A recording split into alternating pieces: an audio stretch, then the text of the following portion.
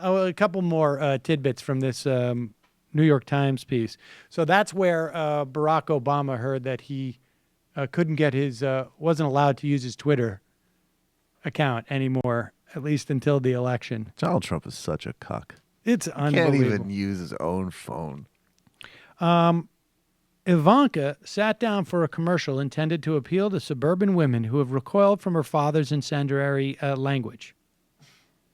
But she discouraged the campaign from promoting the ad in news releases, fearing that her high-profile association with the campaign would damage the businesses that bear her name.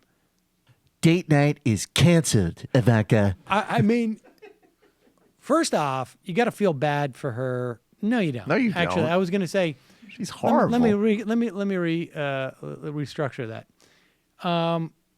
You've got to have some empathy with the quixotic attempt that she is making to disassociate herself from the Trump brand.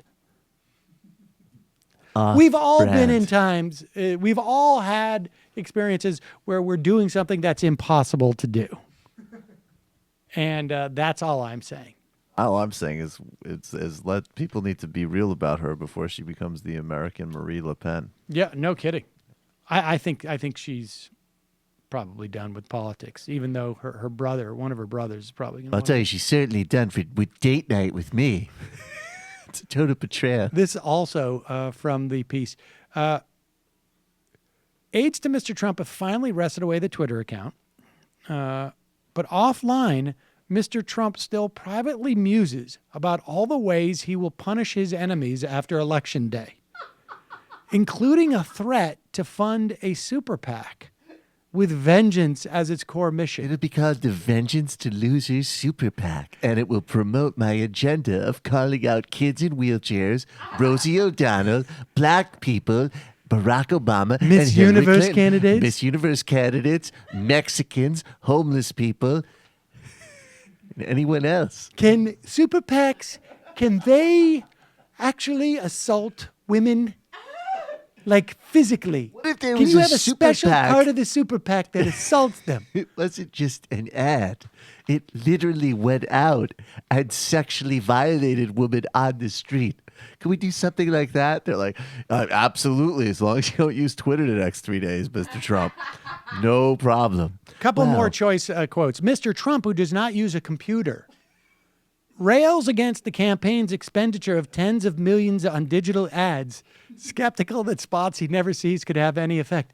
A peaky bar. I don't know how this works. I'm trying to work this computer and I'm sitting here banging it. It's not working. I'm not seeing So wait, anything. they I go print- bang, bang. Where is working? Look, I'm holding this up. I don't see what's going on. I can't see a single thing on It's this. like the scene in Zoolander where Owen Wilson's like, we're going to break it open now, man. The files are in the computer.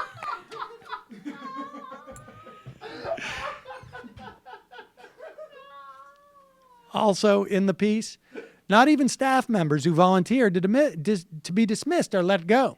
The senior communications advisor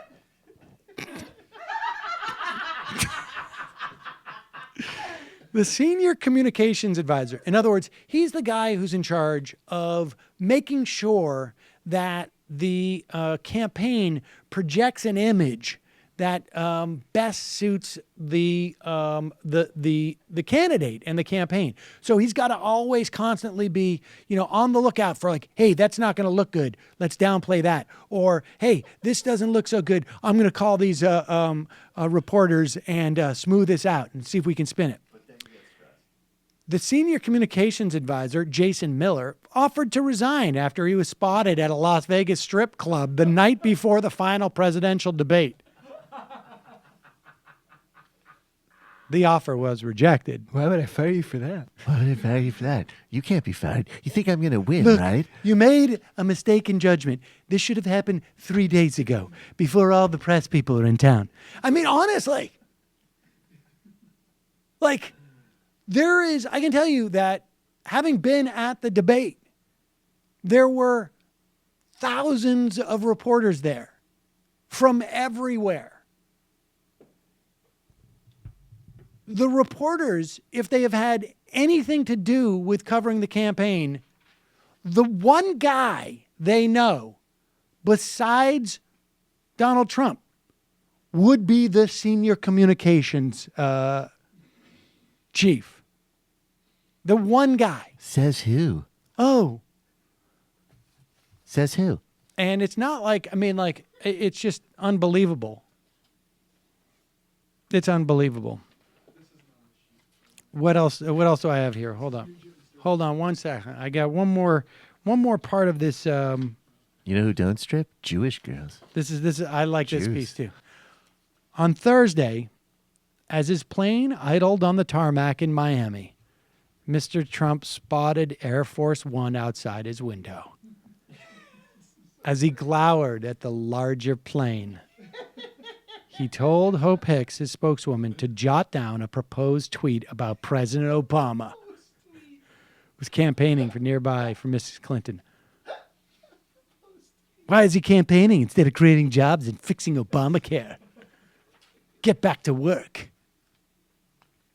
It was heavily edited before it was allowed to be tweeted. Why does that porch monkey have a plane? Okay, we're gonna edit that, Mr. Trump. And then you could just see like the Times reporters here. They're a little passive aggressive. A bit. During a recent 4-hour flight, Mr. Trump painstakingly reviewed a new batch of ads on his aide's laptop and seized on the smallest details. He objected to a short clip in one ad that showed him emerging from a hug with a female supporter, worrying that it made him seem dismissive rather than warm. It looks like I'm repelling away. Always repel toward. Always. I always like to repel toward things, not away from. You're a 3, but I'll still repel towards you. That's how much I care about America.